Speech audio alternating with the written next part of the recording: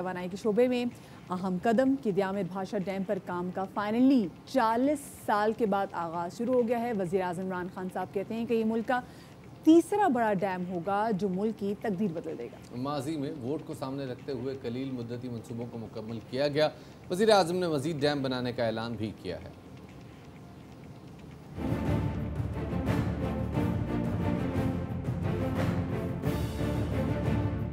ملک کی ترقی اور خوشحالی کی جانب ایک اور قدم، دیامر بھاشا ڈیم کی تعمیر کا آغاز ہو گیا۔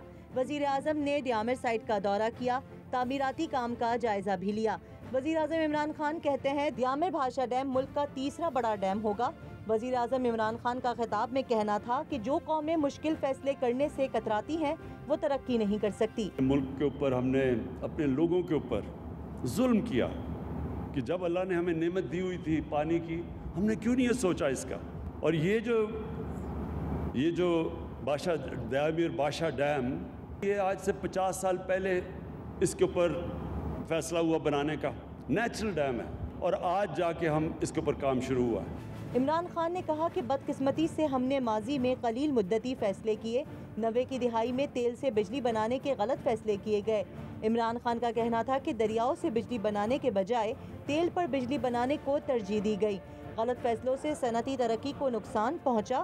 انہوں نے کہا کہ اب مزید ڈیم بھی بنائیں گے، 10 ارب درخت بھی لگائیں گے۔ بدقسمتی سے یہ جو ہم نے غلط فیصلے کیے، ہمارے پاس اتنی زیادہ بجلی بن سکتی تھی دریاؤں سے، ہم نے اس کے بجائے امپورٹڈ فیول کے اوپر بجلی بنانی شروع کی، اور تب سے پھر ہماری انڈسٹری کے اوپر بھی افیکٹ کیا۔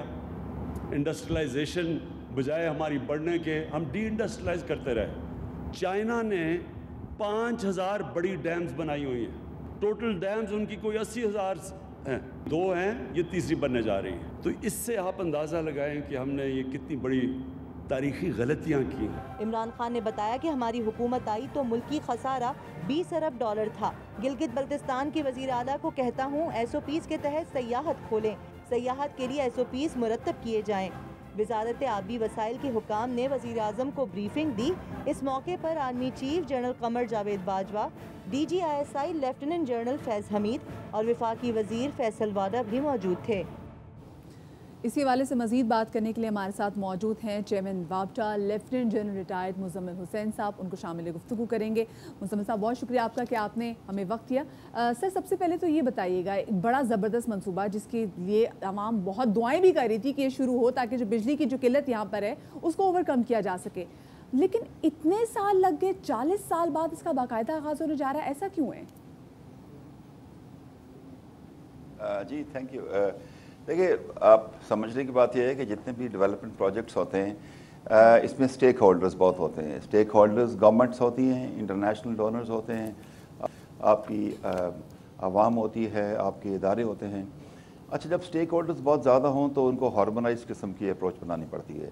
تو یہ جو ڈیولپمنٹ پروجیکٹس ہیں پانی کے، اس میں 2 چیزیں یاد یہ رکھیں کہ ان کا تو جسٹیشن پیریڈ زیادہ ہوتا ہے کہ پروجیکٹس 5 سے 10 سال میں بنتے ہیں، تو تھوڑی سی ان کی پولیٹیکل پیٹرنیج تھوڑی کم ہوتی ہے حکومتوں میں۔ دوسری بات یہ ہے کہ وہ ملک جہاں پہ گورننس کے نظام کمزور ہوں، وہاں پہ اس کی وجہ سے جو امپیڈمنٹس ہوتے ہیں ڈیولپمنٹس میں، ان کو حل کرنے کے میکنزم بھی کمزور ہوتے ہیں۔ مثلا اس میں بتائیں کہ وقت زیادہ لگتا ہے، اور دوسرا یہ ہے کہ انیشلی بڑا کیپٹل انٹینسو ہوتا ہے یہ۔ تو ان کے علاوہ جو مسائل کیا ہوتے ہیں کہ آپ نے فنڈ ارینجمنٹ ٹھیک کرنی ہے، آپ کی کاسٹ کون بیئر کرے گا، آپ کے پاس لینڈ ایکوائر کرنے کے لیے، ری سیٹلمنٹ ایشوز کے لیے آپ کے جو ایڈمنسٹریشن ہے وہاں پہ وہ کتنے افیکٹو ہیں، اور جو ایکسپلائٹیشن ہے باقی اسٹیک ہولڈرز کی، اس کو کیسے آپ سینیٹائز کر سکتے ہیں۔ تو یہ پورا ایک فینومینا ہے۔ اس فینومینے کو آگے لے جانے کے لیے ایک بڑی ہارمونائز پلاننگ اور اس کے لیے ایک ایگزیکیوشن اسٹریٹجی کی ضرورت ہوتی ہے۔ تو اس میں ٹائم کافی لگ گیا ہے، اور میں اکثر سمجھتا ہوں کہ I wish we had started this time about 20 years before۔ تو یہ جو ہمیں مسائل آج ہیں کہ آپ کی بجلی مہنگی ہے، آپ کی جو انڈسٹری ہے وہ کمپیٹیٹو نہیں ہے، اور لوگوں کو، آپ کو پتہ ہے، پانی اور توانائی دونوں کی وجہ سے جو مسائل ہیں وہ بنیادی ہے آپ کے۔ اب الحمدللہ ہماری ڈائریکشن ٹھیک ہے، ہم نے 1 سال میں 2 ڈیم شروع کر دیے ہیں۔ پچھلے سال آپ کو معلوم ہے محمد سٹارٹ کیا تھا، اب یہ کیا ہے۔ تو اللہ ولنگ in next 4 to 5 years we will be very well on our way to the progress and development۔ انشاءاللہ۔ سر، انڈس ریور پہ یہ ڈیم بڑی اہمیت کا عامل ہے، اور इससे कहीं ज़्यादा इंपॉर्टेंट है हमारा वाटर स्टोरेज का मसला। मेरे ख्याल में शायद बिजली का मसला बहरहाल किसी न किसी तरह उसकी कैपेसिटी इंप्रूव कर ली गई है, लेकिन वाटर स्टोरेज के हवाले से बताइएगा कि इस डैम के होते हुए पानी का मसला, ख़ास तौर पे सिंध में पानी का मसला किस हद तक कवर हो सकता है? हाँ, ये बहुत अच्छा आपने सवाल किया कि देखें जो स्टोरेज है it is even more important than the energy. अब पाकिस्तान में आप टोटल जो पानी आपके पास मिलता है वो 140 से 145 मिलियन एकड़ फीट पानी आपको सालाना मिलता है। मैं एक नॉन टेक्निकल एक्सप्लेनेशन आपको दूं कि इसमें से जो पूरा पानी 140-45 है, इसमें से 90 मिलियन एकड़ फीट आपको दरिया सिंध से मिलता है, कमोबेश 23 से 24 मिलियन एकड़ फीट आपको दरिया झेलम से मिलता है, और तकरीबन 25 से 26 मिलियन एकड़ फीट आपको चनाब से मिलता है। अब इसका मतलब है कि जो सिंध है ये हमारी बैकबोन है, ये हमारी बुनियाद है। अब जो स्टोरेज कैपेसिटीज़ हैं वो हमारे पास कम हैं।